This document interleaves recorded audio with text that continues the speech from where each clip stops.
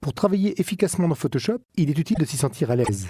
Pour cela, vous allez avoir besoin de certaines palettes, en fonction des types de travaux que vous réalisez, disponibles à un endroit donné. On voit bien souvent les opérateurs prendre les panneaux et les détacher de l'endroit où ils sont pour les glisser et les positionner à un autre endroit. Bien sûr, on pourra toujours détacher les panneaux, les ancrer entre eux pour pouvoir les transporter simultanément, mais on risque vite d'être embarrassé sur le plan de travail. Bien sûr, il existe quelques raccourcis clavier utiles comme la touche tabulation qui permet de masquer tous les panneaux, puis à nouveau la touche tabulation de les faire réapparaître. Pour ceux qui auraient peur de perdre la fameuse palette d'outils, majuscule tabulation permet de masquer tous les panneaux sauf cette fameuse palette d'outils et la palette d'options qui est associée. On peut donc considérer qu'il est bon d'avoir les palettes à quelque endroit que ce soit. Néanmoins, il est toujours utile de bien retrouver les affaires au bon endroit. Et il n'est pas rare de déplacer une palette et finalement de ne pas la retrouver devant ses yeux alors qu'elle nous crève les yeux et d'être obligé de repasser par le menu fenêtre pour la faire réapparaître. Pour cela, il y a la solution des espaces de travail. Certains vous sont proposés comme par exemple ce premier espace de type conception ou encore en cliquant sur le double chevron à droite, un espace consacré à la peinture où on retrouvera regroupées judicieusement les palettes nécessaires dans ce cas. Un autre également, par exemple pour ce qui est photographie, et vous pourrez vous en créer d'autres pour différentes opérations, là par exemple mouvement pour ceux qui vont pouvoir faire de l'animation avec la version étendue par exemple.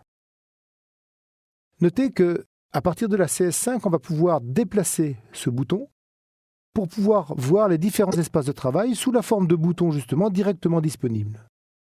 C'est évidemment un confort supplémentaire qui a en l'occurrence sur la version PC chassé le menu en dessous par manque de place.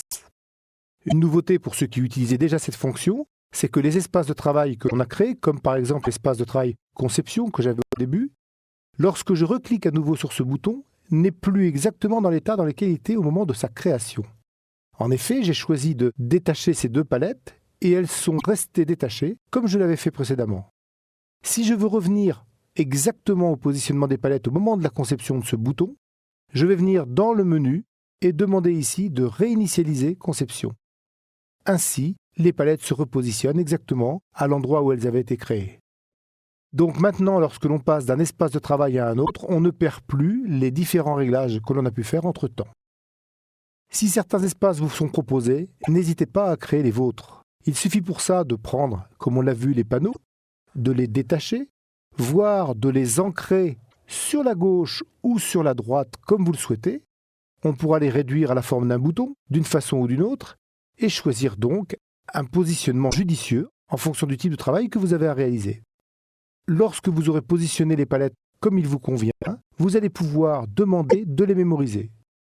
Cette mémorisation se fait par le menu, puis en demandant ici de créer un nouvel espace de travail. Vous allez pouvoir nommer cet espace de travail qui va prendre non seulement le positionnement des boutons, mais également, si vous le souhaitez, des raccourcis clavier et même des menus. Ces fonctions vont être intéressantes pour adapter au-delà même des palettes les menus et les accès rapides par raccourci clavier à un environnement défini. J'ai donc défini ici un nouvel espace et je le vois apparaître en tête de mes boutons. Si je souhaite le déplacer, il suffit de cliquer dessus, maintenir le clic déplacé et aller le positionner dans l'ordre qui me convient. Je pourrais maintenant facilement repasser d'un espace de travail à un autre par un simple clic sur le bouton. Pour ce qui est des menus, vous allez visualiser, pour ceux qui découvrent la nouvelle version du logiciel, un espace de travail nouveauté. S'il positionne bien des panneaux correspondant à des réalités de nouveautés de Photoshop CS5, il va permettre également, lorsque vous allez dérouler les menus, de vous montrer des menus mis en couleur. Ce sont ceux qui ont subi soit des améliorations, soit des nouveautés notables.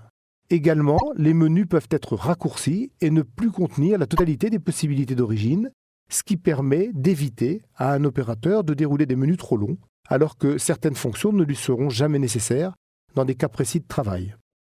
L'enregistrement d'un espace de travail se fait donc de cette façon. Il est toujours possible également, pour peu que vous soyez sur un espace de travail qui ne soit pas utilisé, de supprimer des espaces de travail inactifs.